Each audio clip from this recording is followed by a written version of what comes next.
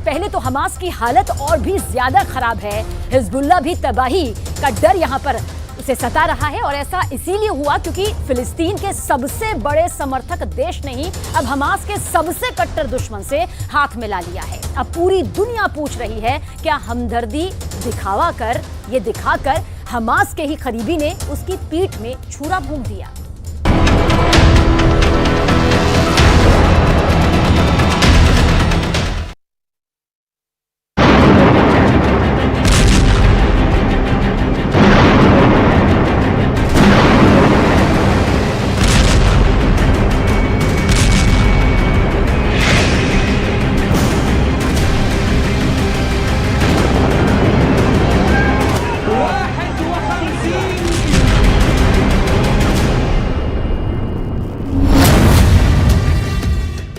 Israel ने कह दिया है कि हमास का खात्मा तय है।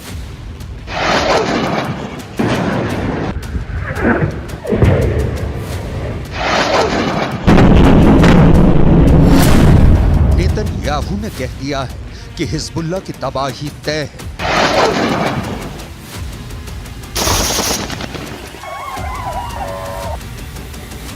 अमेरिका और इजराइल दोनों कह रहे हैं कि हूथी भी मारा जाएगा।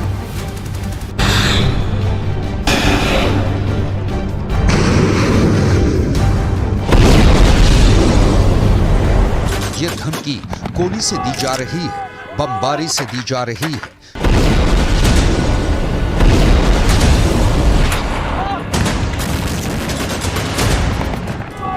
मिसाइल के हमलों से दी जा रही है, लेकिन हमास को खत्म करने की सबसे बड़ी सुपारी तो उसके सबसे बड़े हिमायती ने ही दी है।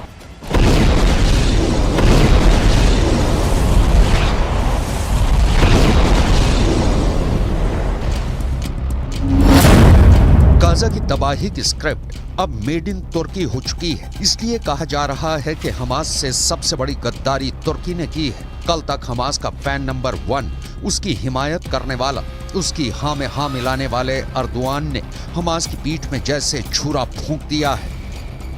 हर दिन, हर घंटे, हर मिनट, हर सेकंड, हर मुश्किल घड़ी में फिलिस्तीन के साथ खड़े रहने का वादा करने वाले अर्दोआन ने इजराइल से दोस्ती का हाथ मिला लिया है। इस दोस्ती का मतलब है हमास की मौत और इसमें अर्दोआन की मंजूरी शामिल है। अब तुर्की को इसी नजरों से देखा जा रहा है जिसमें धोखा है, जिसमें गद्दारी है, जिसमें हानिया की मौत भी छिपी हुई है।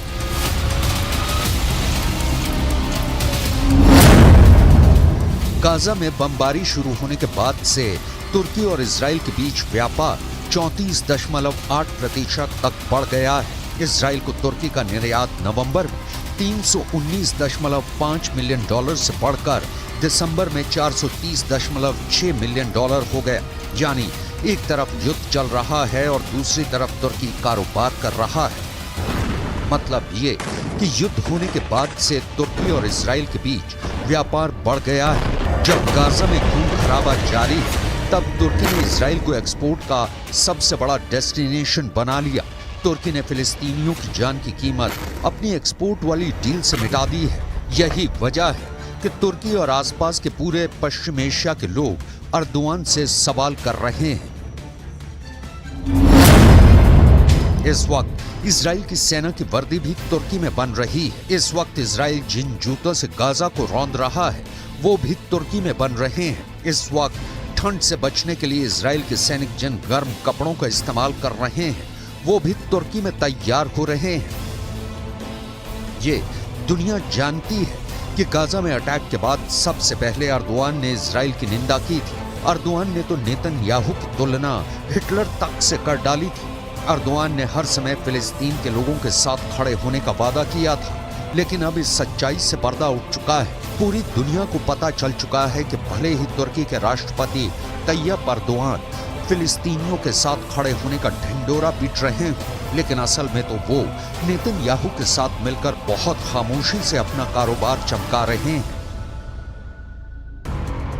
गाजा हर दिन मर रहा है। वहां के लोगों को युद्ध की बहुत बड़ी कीमत चुकानी पड़ रही है। हर बढ़ते दिन के साथ गाजा में इजराइल की फोर्स का ऑपरेशन तेज होता जा रहा है, तो दूसरी तरफ हमास के हिमायतियों की भी खैर नहीं है। लाल सागर में कोहराम मचाने वाले हुथी विद्रोही अब अमेरिका और ब्रिटेन के टारगेट पर आ चुके हैं। ब्रिटेन की नौसेना के डिस्ट्रॉयर डायमंड ने हुथी के 21 ड्रोन और मिसाइल को मार गिराया है। डायमंड के हमले से हुथी विद्रोहियों को बहुत बड़ा झटका लगा है।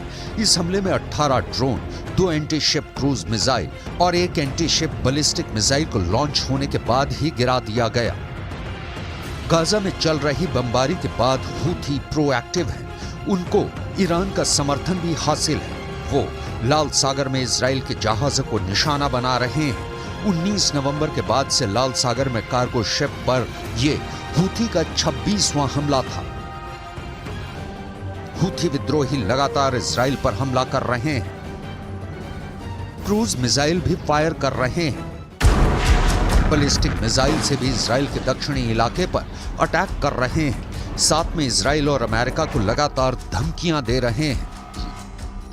हुथी विद्रोहियों के टारगेट 2 हैं। पहला है इजराइल और दूसरा है अमेरिका। हुथी विद्रोहियों ने इजराइल के शिप को टारगेट करना शुरू कर दिया है। वो अमेरिका को भी अपना दुश्मन नंबर 2 मानता है।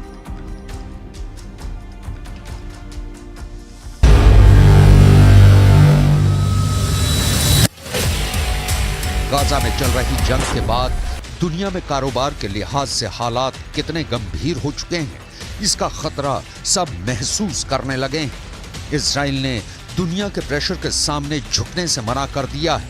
लिहाजा अब हुथी विद्रोही, जिनकी ईरान से बेहद करीबी है, उन्होंने इजराइल के शिप को टारगेट करने का फैसला किया है।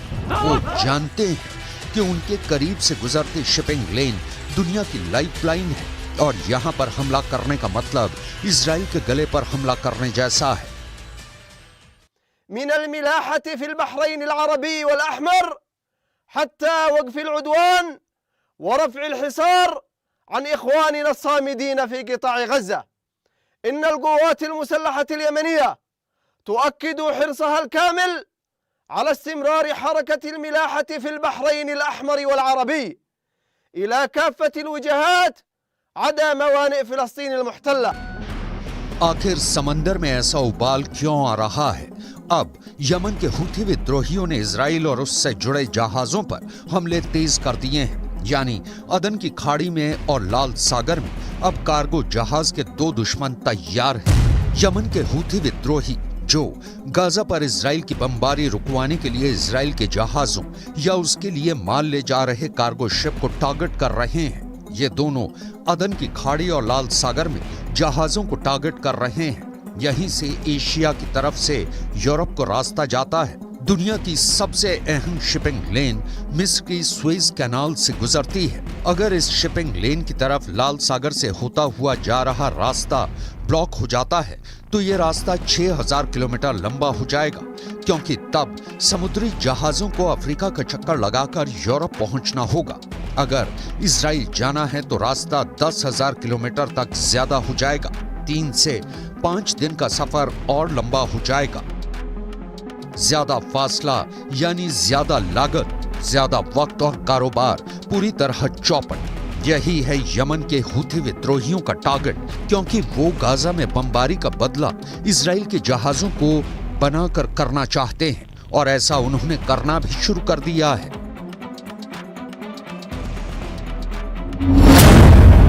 यमन के हुथी विद्रोहियों ने 15 देशों को ललकारा है।